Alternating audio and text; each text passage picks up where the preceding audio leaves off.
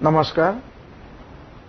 आज हम एक विशेष विषय यानी वात प्रकोप संकल्पना, इस विषय पर हम चर्चा करेंगे आज। अब तक प्रारंभ से लेकर अब तक दोषों के विषय में जो प्रश्न, जो विचार आपके सामने रखा था, उनमें कईयों ने कई प्रश्न पूछे हैं। उन सबका उत्तर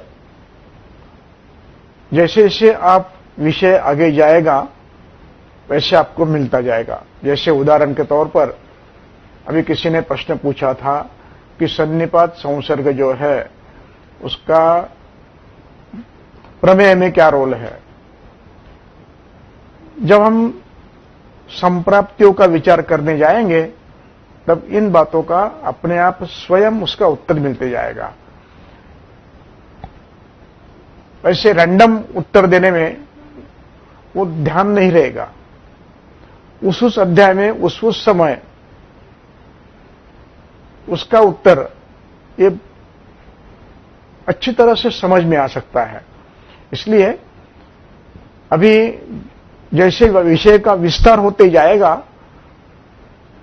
वैसे इन प्रश्नों के ये या तो प्रश्न स्वयं शांत हो जाएंगे और फिर भी यदि बचते हैं तो उसका फिर उस संदर्भ में उसका उत्तर मैं दूंगा। जैसे किसी ने और प्रश्न पूछा था, लीन परतंत्र लीन दोष कैसे कैसे जानना। इस प्रकार के प्रश्नों के उत्तर आगे जाकर अपने आप स्वयं मिल जाएंगे।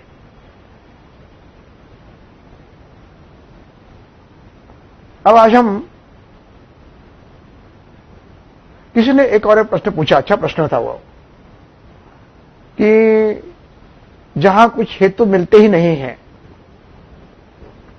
वहां दोष प्रकोप स्वतंत्र या परतंत्र कैसे जानना। अच्छा प्रश्न है बहुत, और ये प्रश्न उचित स्थान पर भी है, जिसका जवाब, उसका उत्तर देना आवश्यक है। जब हम ये कहते हैं कि हेतु नहीं मिलते, व्याधि के हेतु नहीं मिलते, फिर ऐसे समय क्या करना। हम इस व्याख्यान के जैसे आगे जाएंगे वैसे हेतुओं को कैसे ढूंढना, इस विषय पर स्वतंत्र रूप से एक व्याख्यान देंगे। हेतु ढूंढना यह भी एक कला है, यह भी एक अनुभव है। प्रत्यक्ष व्यवहार करते करते यह अनुभव इकट्ठा होते जाता है। इसलिए हेतु नहीं मिलते, इस अवस्था में क्या करना, इसका उत्तर जब व्याधि हुआ है तो हेतु है। यदि व्याधि निज है तो निज हेतु होने चाहिए। अब वो ढूंढने में हमें समय चाहिए, ढूंढने की प्रक्रिया है, तो उसका वर्णन हम अगली बार जब क्रमशः वो विषय आएगा, चिकित्सा का विषय जब क्रमशः आएगा, तब उस विषय में हम विस्तार से बताएंगे कि हेतु कैसे ढूंढना। होता कैसे है कि हम ग्रंथोक्त हेतुओं को पढ़ते हैं और उनमें से कुछ हेतु ढूंढते रहते हैं। ग्रंथोक्त हेतु है वे दोषों के हेतु है, व्याधि के नहीं।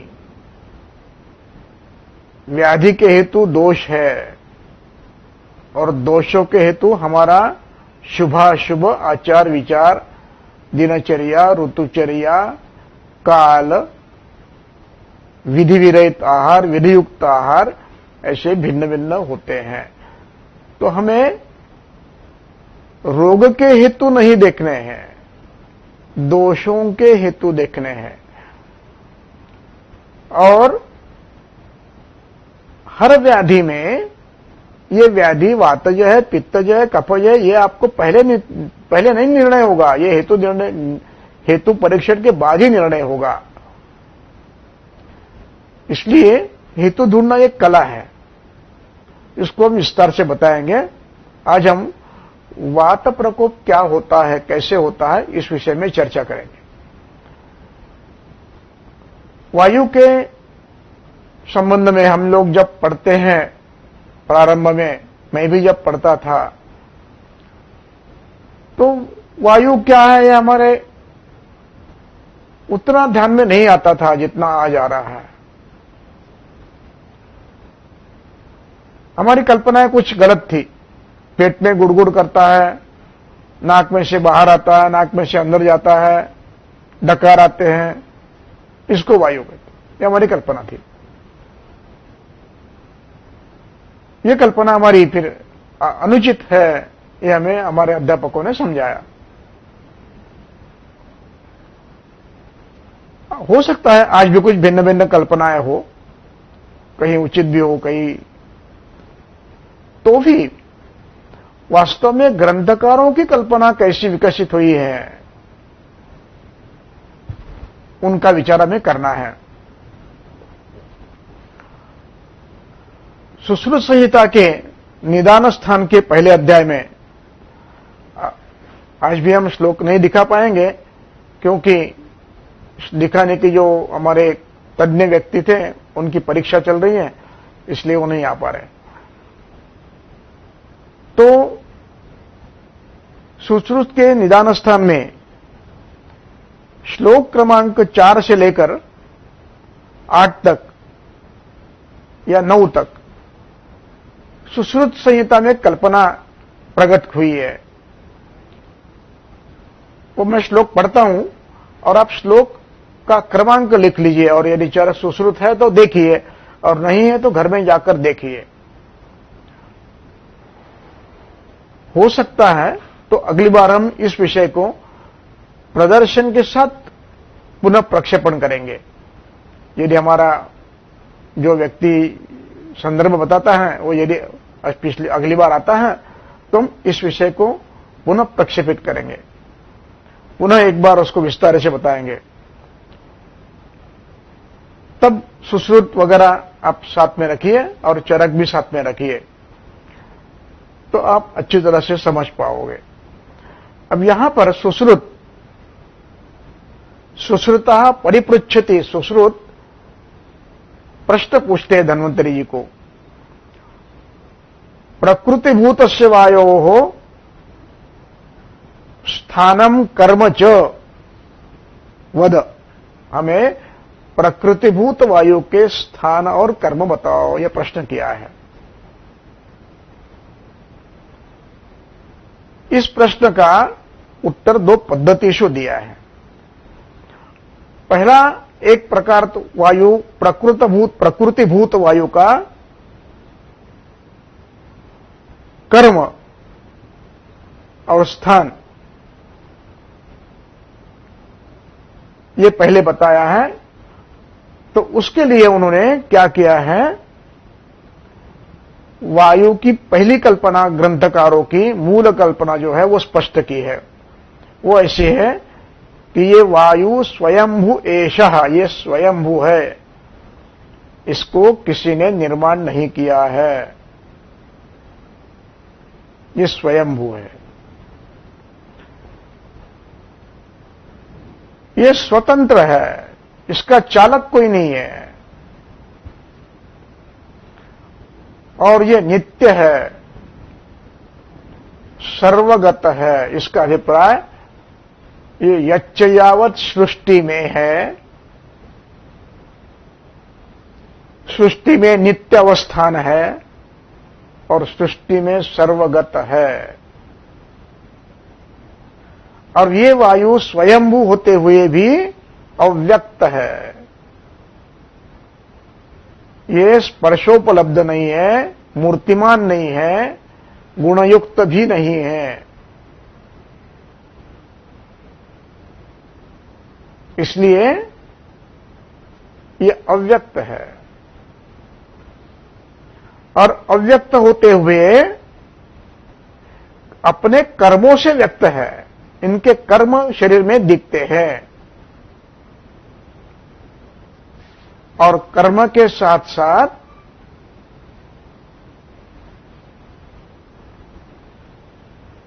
जब वायु शरीर में यह कर्म करता है तो उसके परिणाम शरीर पर होते हैं, वे भी व्यक्त है। यानी वायु स्वयं अव्यक्त है, उसका प्रभाव यह है, कर्म करता है, कर्म शरीर में दिखते हैं और उसके गुण भी शरीर में दिखते हैं। और जिन गुणों का प्रगटीकरण होता है वे गुण बताए हैं रुक्ष, शीत, लघु, खर और अन्य। ये अचिंत्य वीर्य है, ये एक स्वरूप है। अब ये स्वतंत्र है, नित्य है, सर्वगत है, सृष्टि में पूरे चराचर में है। इसको आकृति नहीं है, शरीर भी नहीं है, अव्यक्त है। अब इसके अलावा अतिरिक्त ग्रंथकार अन्य वायुओं का वर्णन भी करते हैं। वे कहते हैं पक्वाधान गुदालय, पक्वाशय में निर्माण होने वाला एक और भी वायु है। इसका वर्णन बाद में करेंगे हम। सभी व्याधियों का कर्ता, सभी अणुओं का विक्षेप करने वाला, संघात विक्षेप करने वाला वायु ये अमूर्त है।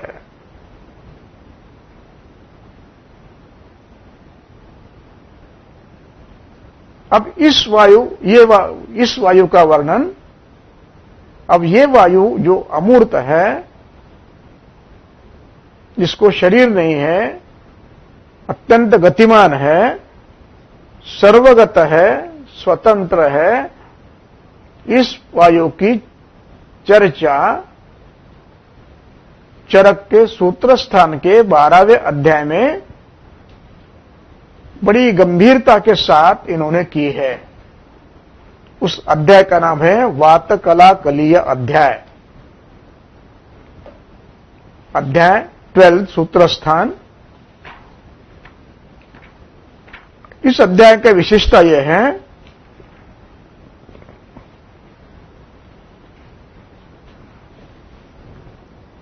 इस अध्याय का नाम वातकला कलीय है।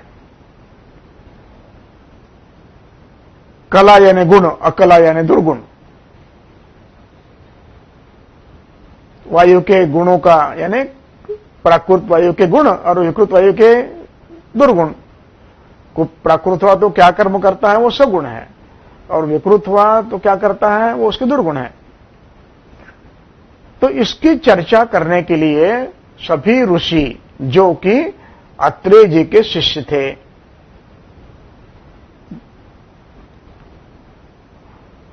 हिमालय के परिसर में बैठे हैं और आचार्यों ने जो भी बताया है उन विषयों पर चर्चा और प्रश्न और उत्तर, इस पद्धति से इस अध्याय की रचना हुई है। अग्निवेश ने अध्याय की रचना प्रश्नोत्तर के रूप में की है। अध्ययन की और अध्यापन की एक पद्धति थी उस समय कि प्रश्न पूछो उसका उत्तर देंगे और फिर उसको विकसित करेंगे। उत्तर देते थे सभी पहलुओं को स्पष्ट करेंगे। इस प्रकार की परंपरा उस समय प्रचलित थी। उस परंपरा के अनुसार सभी ऋषि जो आयुर्वेद पढ़ रहे हैं, भिन्न भिन्न ऋषियों के पास पढ़ रहे हैं, कोई अत्रेय के शिष्य है, कोई धन्वंतरि के शिष्य है, कोई अन्य किसी क्षेत्र के हैं।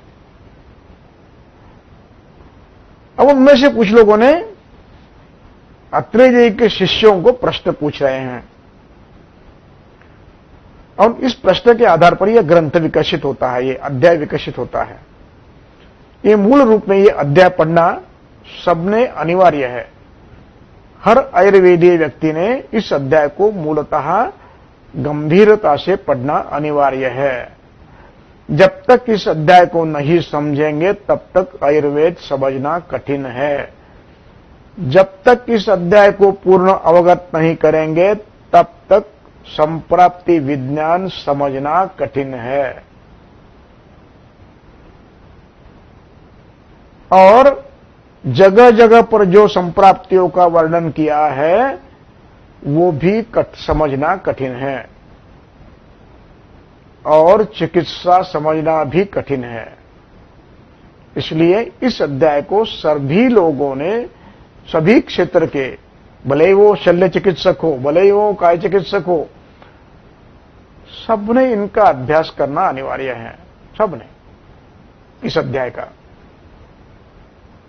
ये लिमिटेशन नहीं है कि ये संहिता वालों ने पढ़ना है, ये निदान वालों ने पढ़ना है, क्रिया वालों ने पढ़ना है, चिकित्सकों ने पढ़ना है। नहीं, ये सबने पढ़ना है। जब तक ये अध्याय अवगत नहीं होगा तब तक आयुर्वेद समझना कठिनतम है। और जो भी समझेगा विकृत समझेगा बिना अध्ययन किए इस अध्याय के। इसलिए इस अध्याय को मूलतः पढ़ना आवश्यक है। अब इस अध्याय में श्लोक क्रमांक 3 में कुछ प्रश्न पूछते हैं। ऋषिवर, सभी ऋषि इकट्ठे हुए हैं और प्रश्न पूछ रहे हैं। उन्होंने पहला प्रश्न पूछा है, किम गुणो वायु, वायु के गुण क्या है। दूसरा प्रश्न किया है, किम प्रकोपणम, उनके प्रकोपन कौन है, उस प्रकोप कैसे करते हैं। तीसरा है, उनका उपशमन कौन करता है, उपशमनानि कानि। और चतुर्थ क्रमांक का जो प्रश्न है वो प्रश्न सर्वोत्तम प्रश्न है। यदि आयुर्वेदीय क्षेत्र में अथवा वैद्यकीय क्षेत्र में यदि कोई परमोच्च पारितोषिक होगा तो मरणोत्तर इनको देना चाहिए, इन ऋषियों को देना चाहिए। इन्होंने प्रश्न पूछा है और दूसरा पारितोषिक उसको देना चाहिए जिसने उसका उत्तर दिया। ये प्रश्न ऐसा है कि अब पहला प्रश्न का उत्तर देते हैं। वो बताया किं गुणो वायु, तो उन्होंने प्रश्न सामान्य है, उत्तर भी सामान्य है। उसका उत्तर दिया है, वायु वृक्ष है, परुष है, विषद है, खर है, दारुण है, ये वायु के गुण है। फिर दूसरा प्रश्न, किम प्रकोपणम अस्य, इसको कुपित कौन करता है। तो इसका जो उत्तर दिया है वो भी बड़ा वैशिष्ट्यपूर्ण है। इस उत्तर में वे कहते हैं स यानी वायु, इसका उत्तर दिया है श्लोक क्रमांक 5 में। सतु यानी वायु, उसके जो गुण बताए हैं, वृक्ष, परुष, वृक्ष, लघु, शीत, दारुण, खर, विषद वगैरह वगैरह जो भी गुण है, तो सतु एवं गुण ही, यानी वायु के जो गुण है इन गुणों के समान जिनके गुण है ऐसे द्रव्य, एवं गुण ही द्रव्य ही, जिस द्रव्य का गुण वृक्ष है, जिस द्रव्य का गुण शीत है, जिस द्रव्य का गुण दारुण है, जिस द्रव्य का गुण खर है, जिस द्रव्य का गुण विशद है, एवं गुण ही द्रव्य ही।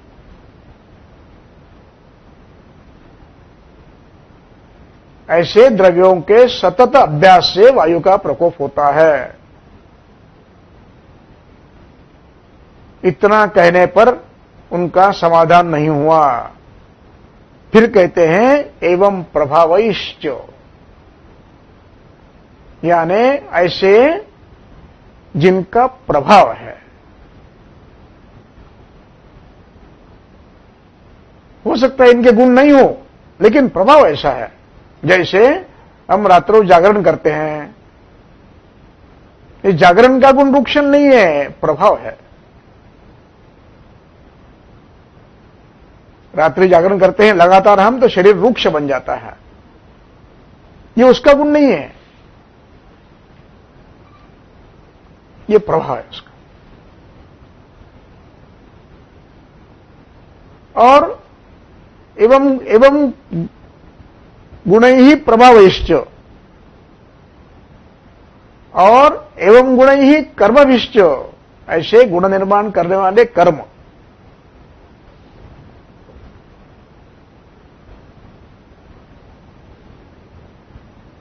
अब ऐसे गुण करने वाले कर्म जो भी होंगे, जैसे अधोगमन है, वमन है, शोधन है, उपवास है, ऐसे कुछ कर्म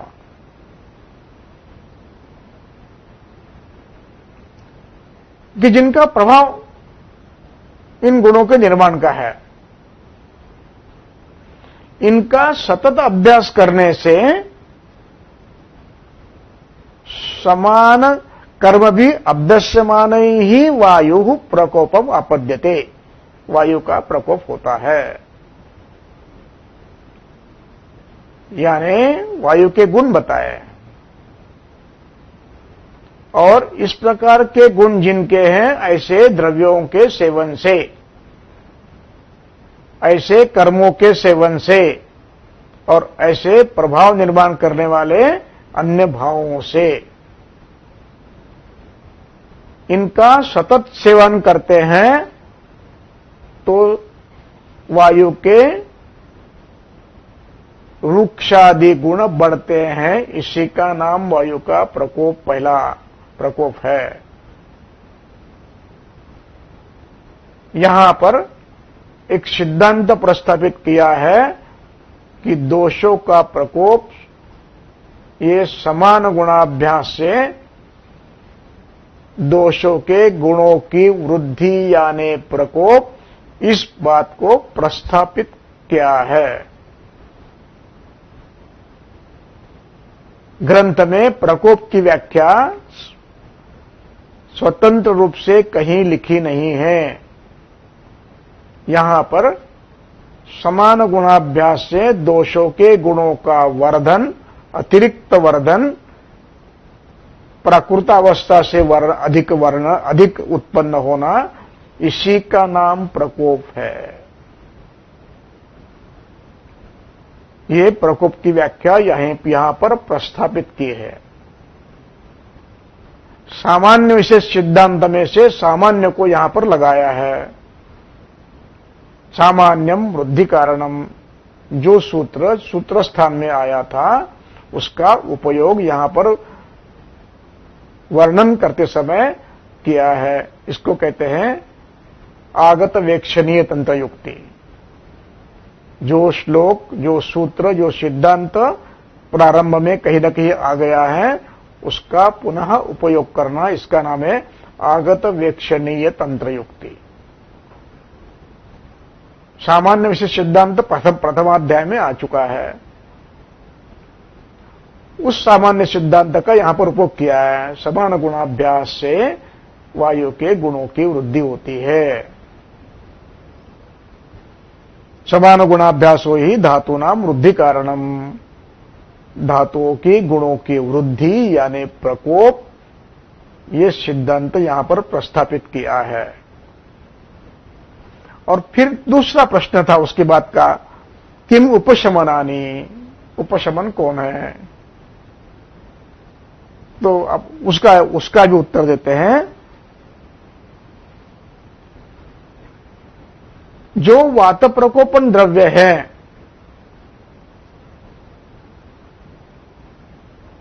अतो विपरीतानि वातस्य प्रशमनानि भवन्ति। वायु के जो गुण बड़े हैं उनके विपरीत गुणों के सेवन से वायु का प्रकोपन शांत होता है। सिद्धांत बताया है प्रकोपन विपर्यय ही ह्रास करता है, ह्रास हेतु विशेषश्च। जो वायु के गुणों को बढ़ाता है उनको प्रकोपन कहते हैं, और प्रकोपणों के विपरीत द्रव्यों का सेवन ये प्रशमकर है। ह्रास हेतु विशेषश्च, विशेष यानी विपरीत। दोषों को बढ़ाने वाले जो द्रव्य हैं उनके गुणों के विपरीत द्रव्यों का सेवन करने से प्रशम होता है। यहां 2 प्रश्नों का उत्तर समाप्त हुआ। अब मैंने जो कहा था कि सर्वोत्तम प्रश्न एक आगे पूछा है। पहला प्रश्न था किम गुणो वायु, दूसरा था किम अस्य प्रकोपणानि, तीसरा था कानि उपशमनानि अस्य, और अब चतुर्थ प्रश्न है वो गौर से सुनने लायक है। यदि आपके पास चरक है तो सूत्रस्थान 12वां अध्याय 3रा श्लोक ऊपर से चतुर्थ पंक्ति, इस पंक्ति में प्रश्न किया है वो सबसे महत्वपूर्ण प्रश्न है। वो है कथम च एनम, एनम यानी वायु को, कथम यानी कैसा, कथम च एनम। इसके बाद 3 शब्द है, वो तीनों शब्द महत्वपूर्ण है। पहला शब्द है कथम च एनम असंघातवंतम, जिसको कोई मूर्ति नहीं है, आकृति नहीं है, ऐसे वायु को। इनका कोई संगठन ही नहीं है, परमाणु ही नहीं है तो संगठन कहां से होगा? अव्यक्त है। तो असंघातवंतम, जिसका शरीर ही नहीं है, मूर्ति ही नहीं है,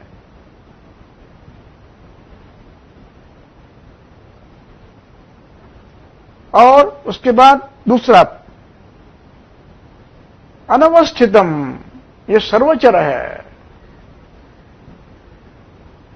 सृष्टि में चलता है पूरे।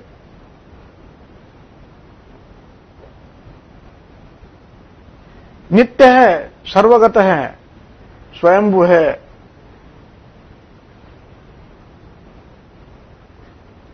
स्थिति, निर्माण, स्थिति और प्रलय तीनों करने की क्षमता इसमें है। तो अनवस्थितम, जो एक जगह रुकता ही नहीं है,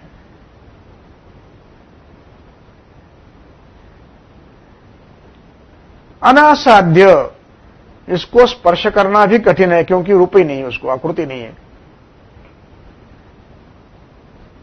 अनासाध्य, without reaching to him, without reaching to it, without touching to it. कैसा आप उसको प्रकोपित करते हो और कैसा शांत करते हो। जो आपके वात प्रकोपन द्रव्य है, एवं द्रव्यम एवं गुणैः द्रव्यैः एवं गुणैः प्रभावैः एवं गुणैः कर्मभिश्च, इन सब का परिणाम उस पर कैसे होता है जो जिसको आकृति नहीं है, जो अस्थिर है, जिसको स्पर्श नहीं करते हैं। और जब ये विकृति करता है तो इसको शांत करने वाले जो पदार्थ है जो प्रकोपण विपरीत है, यानी हेतुओं के विपरीत है, स्निग्ध है, उष्ण है, श्लक्ष्ण है, मृदु है, गुरु है, ये द्रव्य उस अनएम्बॉडीड, जिसको शरीर ही नहीं है, उसको जो अवनवस्थित है, एक जगह रुकता ही नहीं है, उसको स्पर्श करना भी कठिन है, नहीं कर ही नहीं सकते। तो उस ऐसे वायु को आपके शमन करने वाले प्रकोपण विपरीत द्रव्य किस प्रकार प्रशांत कर सकते हैं, ये हमारा मूल मुद्दा है, मूल प्रश्न है।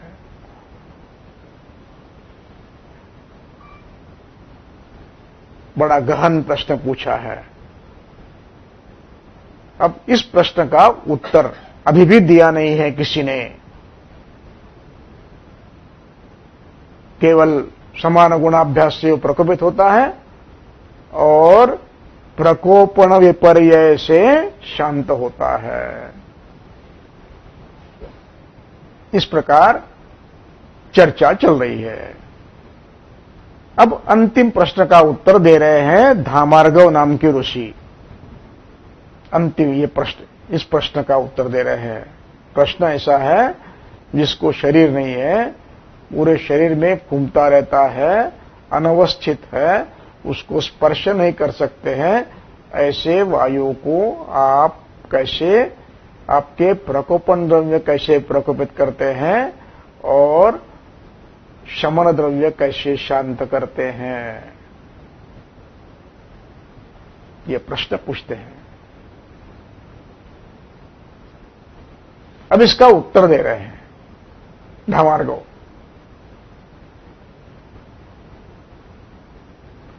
धामार्गव कहते हैं अब कि देखो भाई, कथम ही एनम, आपने पूछा असंगातवंत को, अनवस्थित को बिना स्पर्श किए आपके प्रकोपन द्रव्य कैसे कुपित करते हैं, आपने प्रश्न पूछा। हम उसका उत्तर दे रहे हैं, सुनो, शांति से सुनो। हम उत्तर दे रहे हैं। अब उत्तर है कि जो आप समान गुण के हेतु हैं, जो भी हो, वो हम बता रहे हैं। वात प्रकपणानि खलु, यानी वायु को प्रकोपित करने वाले वायु के समान गुण के जो द्रव्य, कर्म और प्रभाव, इनका सतत सेवन करते हैं आप, तो ये वायु को कैसा शमन प्रकोपित करते हैं, तो उसका उत्तर दे रहे हैं कि आपने जो वृक्ष पदार्थ सेवन किया है, वृक्ष गुण का, वो शरीर को वृक्ष करता है। वृक्ष कराणी शरीराणाम,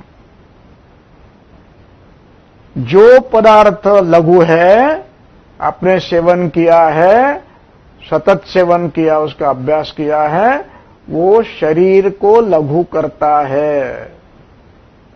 आपने जिस शीत द्रव्य का सेवन किया है, वो शरीर के धातुओं में शीत गुण का निर्माण करता है। आपने जो दारुण गुण का द्रव्य सेवन किया है, वो शरीर के धातु तथा स्रोतों में दारुण गुणों का निर्माण करता है। वैसे ही आपने खर विशद गुण का सेवन यदि किया है, अधिक मात्रा में सतत रूप में अभ्यास किया है, तो शरीर के स्रोतों को, धातुओं में इन गुणों का निर्माण करता है। इसी का नाम वात प्रकोप है। यानी वायु को कुछ भी नहीं किया है, जो भी परिणाम हुआ है शरीर पर हुआ है। शरीर के धातु, शरीर के स्रोत, शरीर के अवयव, इनमें रुक्षादि गुणों का निर्माण होना, ये वात प्रकोप है। ये पहली अवस्था है। वात प्रकोप की प्रथम अवस्था यह है। यहां पर वायु के गुण बढ़ते हैं, ये वायु पर किया हुआ आरोपण है। ये एक अलंकार है, इसको गुणारोप कहा जाता है। इस अलंकार को वायु के गुण नहीं बढ़ते हैं, शरीर के बढ़ते हैं।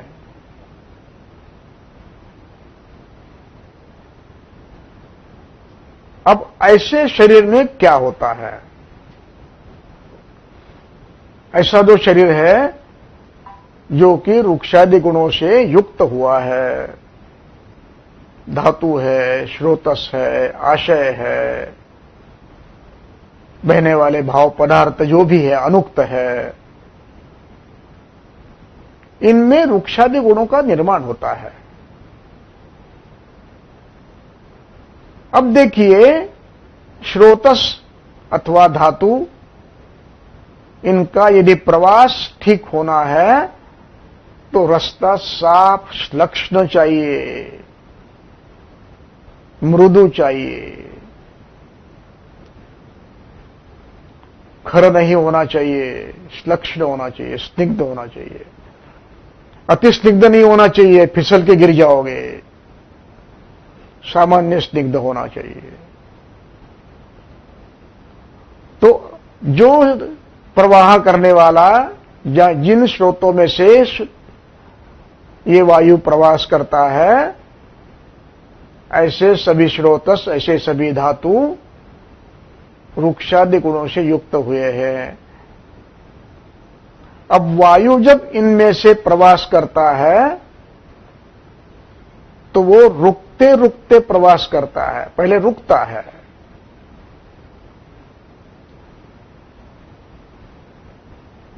अब इस वर्णन को आश्रयम गत्वा आप्यायमाना इस शब्द से व्यक्त किया है। आश्रयम गत्वा, यहां आश्रयम गत्वा शब्द का अभिप्राय है कि वायु रुकने का प्रश्न नहीं आता है, क्योंकि वो अत्यंत सूक्ष्म है और उसको शरीर ही नहीं है।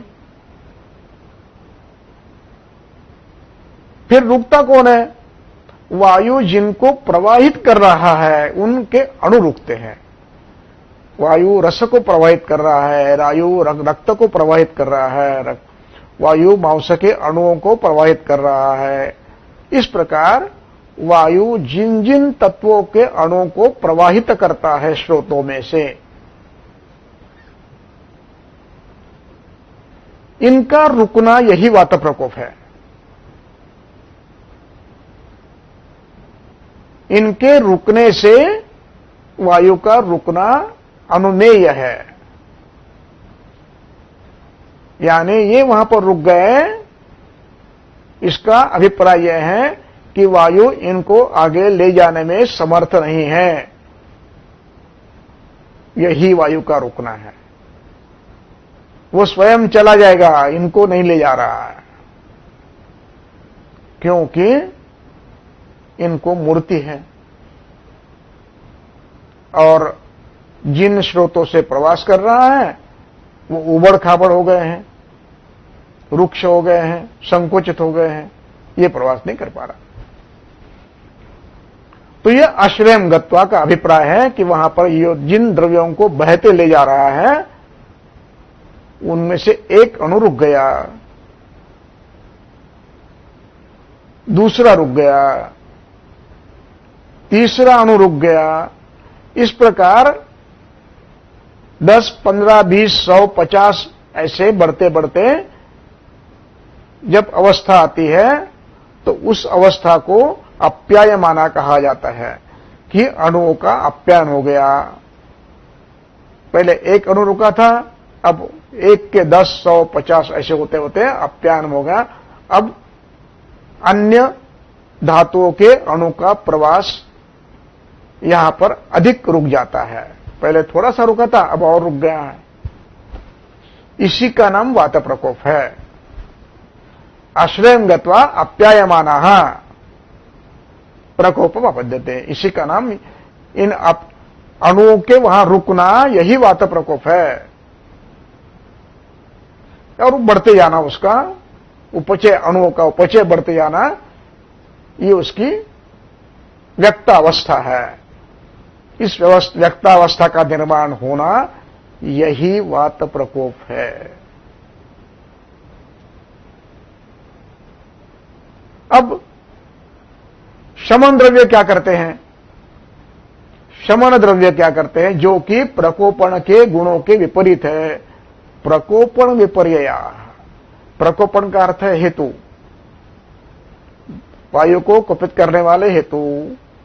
प्रकोपण विपर्यय ने जिन गुणों से जो गुण बड़ा है, जिस हेतु के जिस गुण से वायु का जो गुण बड़ा है, उसके विपरीत द्रव्य का सेवन लगातार यदि आप करते हैं, अभ्यास करते हैं, तो क्या होता है?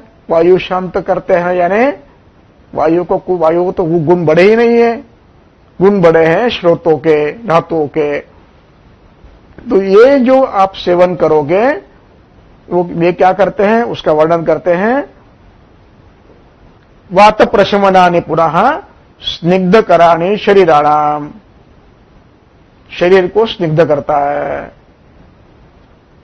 वात प्रशम करने वाला गुरु गुण आप सेवन करते हैं, शरीर को गुण का गुरु करता है। वात प्रशमन करने वाला उष्ण गुण है, आप सेवन कर रहे हैं, शरीर को उष्ण बनाता है। श्लक्ष्ण गुण का सेवन किया है, शरीर को श्लक्ष्ण बनाता है। इस प्रकार शरीर के गुण परिवर्तित होते हैं। जो बड़े हैं वो नॉर्मलाइज हो जाते हैं, और ऐसे नॉर्मलाइज शरीर में वायु के जो गुण पहले वहां चिपके हुए थे, वो एक एक करके शिथिल हो जाते हैं, रिलीज हो जाते हैं, छूट जाते हैं, और वो प्रवाह में आ जाते हैं।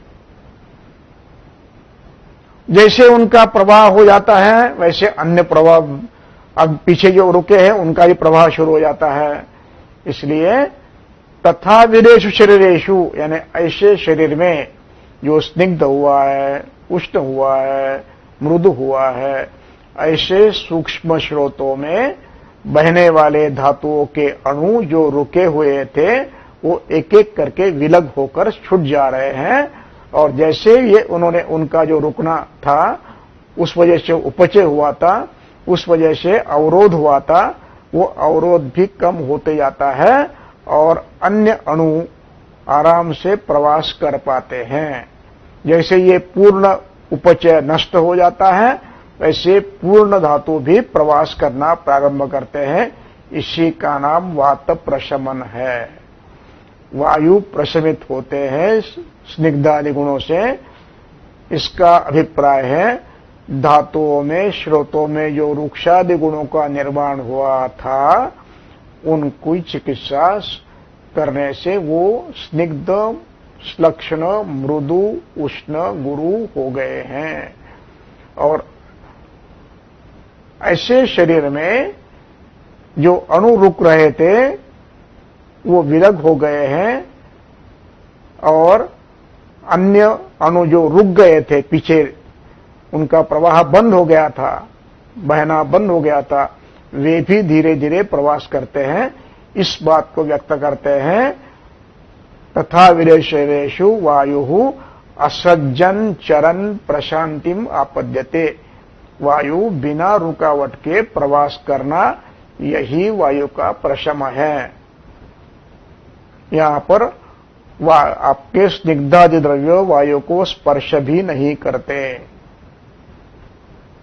जो करते हैं धातुओं को स्निग्ध करते हैं, धातुओं को, स्रोतों को स्निग्ध करते हैं, आशयों को स्निग्ध करते हैं, और उष्ण करते हैं, मृदु करते हैं, श्लक्ष्ण करते हैं, उपचित करते हैं।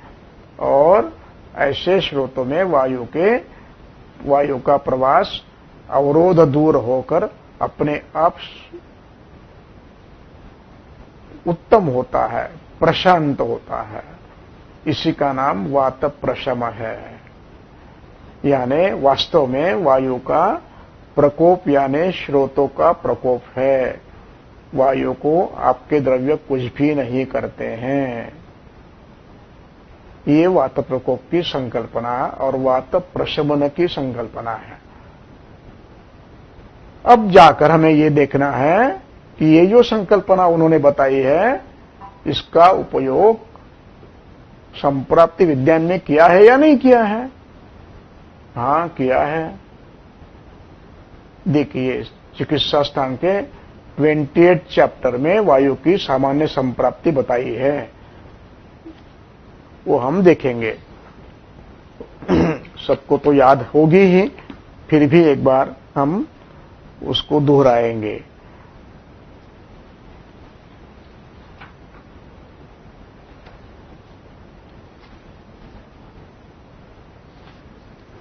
देखिए, श्लोक क्रमांक 18 की दूसरी पंक्ति। देहे श्रोतांश रिक्तानि पूरयित्वा अनिलो बली। यहां पर देहे श्रोतांश रिक्तानि का अभिप्राय, यहां रिक्तानि का अभिप्राय चक्रपाणि ने भी दिया है और अभी हमने पढ़ा भी है कि यहां पर श्रोतों में, धातुओं में स्नेह गुण का क्षय होता है, यानी रूक्ष गुण बढ़ता है। रिक्तानि इति स्नेहादि गुण शून्यानि, यानी रिक्तानि का अभिप्राय है जिसमें रूक्ष, परुष, विशद, खर, दारुण गुणों का निर्माण हुआ है, उसका नाम है रिक्तानि। और ऐसे रिक्त स्रोतों में वायु जिनको बह के ले जा रहा है, उनके अणुओं को एक एक करके वहां पर वो रुक जाते हैं। ऐसे अणु, उसका नाम दिया है पूरयित्वा अनिलो बली। बलवान वायु इन अणुओं को वहां पर पूरित करता है जहां पर वृक्षादि गुणों का निर्माण हुआ है। और फिर आश्रय जहां पर हुआ है वहां पर व्याधि होती है। आश्रय भिन्न हो गए, व्याधि भिन्न होगी, नाम भिन्न होगा। जहां आश्रय होगा उसका नाम दिया जाएगा। जैसे हृदरोग कहेंगे, श्वास कहेंगे, अर्जित कहेंगे, पक्षाघात कहेंगे। इस प्रकार भिन्न भिन्न व्याधि उत्पन्न होगा। अब हम कुछ उदाहरण देखेंगे। देखिए, कियंत शीर्षी अध्याय निकालेंगे इसी सूत्र स्थान में। अध्याय 17 है और श्लोक क्रमांक 30 है। इस श्लोक में वातज हृदरोग का वर्णन करते हैं। देखिए, अध्याय सूत्रस्थान अध्याय 17 पेज नंबर 100 श्लोक नंबर 30। शोक, उपवास,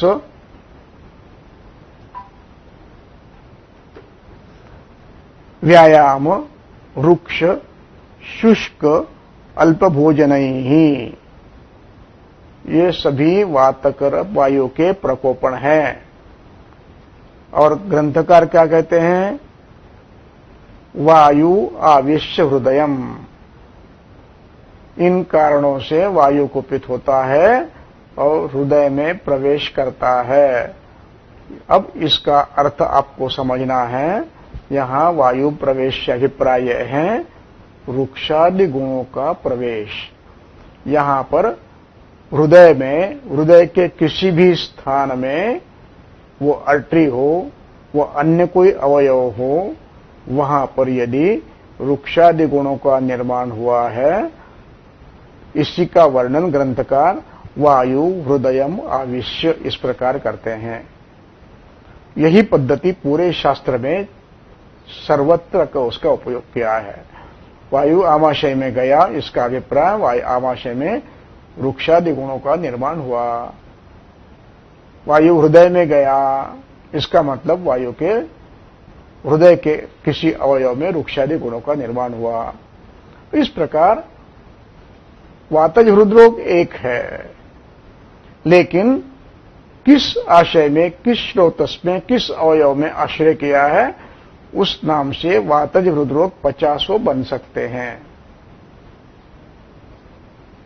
इसका नाम है वातज हृदरोग। इस प्रकार वात प्रकोप क्या होता है, कैसे होता है, संप्राप्ति में इसका उपयोग कैसा किया है, इस बात को हमने आज यहां पर स्पष्ट करने का प्रयास किया है। अगले दिन यानी अगले मंगलवार को जब करेंगे तो अन्य उदाहरणों का विस्तार भी हम करेंगे। आज यही रुकते हैं। धन्यवाद।